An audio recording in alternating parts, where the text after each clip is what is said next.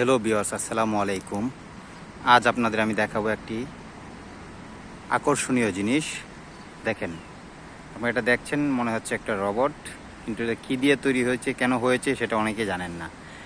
এটি হলো যত প্লাস্টিক আছে, যত ধরনের প্লাস্টিক, বিভিন্ন প্রকার প্লাস্টিক, এখানে মাছের ক্যারেট, পানির বোতল, বিভিন্ন কোল্ড ড্রিঙ্কসের বোতল, বালতি, জগ, মগ, এই ধরনের যত প্লাস্টিক আছে, চেয়ার, টুল, অনেক ধরনের প্লাস্টিক, পলিথিন, নেট, বিভিন্ন প্রকার জিনিস। এটার নাম দেওয়া হয়েছে প্লাস্টিক দানব। এটা বানানোর নিশ্চয় একটি উদ্দেশ্য আছে, আর সেই উদ্দেশ্যটা হলো সমুদ্রে যে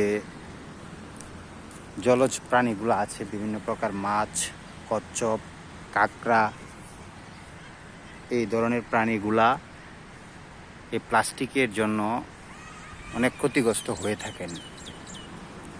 দেখেন কত বড় একটা দানব প্লাস্টিক দিয়ে তৈরি করেছে। এটাও এক ধরনের প্রতিবাদ, দানব বানিয়ে একটা প্রতিবাদ করা হয়েছে। আপনারাও এর আগে এরকম প্রতিবাদ দেখেন, অনেকে হয়তো দেখছেন, অনেকেই দেখেন নাই। কে কে দেখছেন আর দেখেন না এটা আমাকে জানাবেন। দেখেন কত বড় একটা দানব, বিশাল একটা এরিয়ার মধ্যে এটা করে রেখেছে। পাশে সুন্দর ঝাউ বাগান।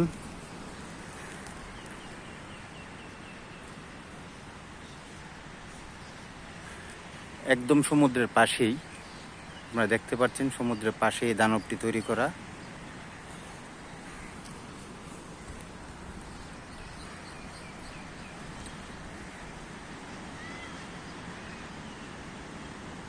দেখছেন,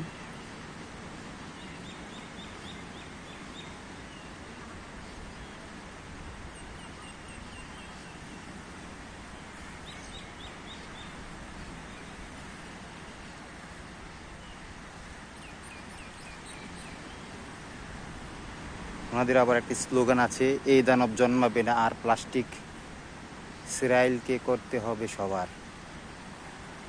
প্লাস্টিক সিরাইকেল করতে হবে সবার। কত সুন্দর একটি স্লোগান তাদের। আমি যদি আপনাদের এই দানবের ক্যাটালগটি দেখাই,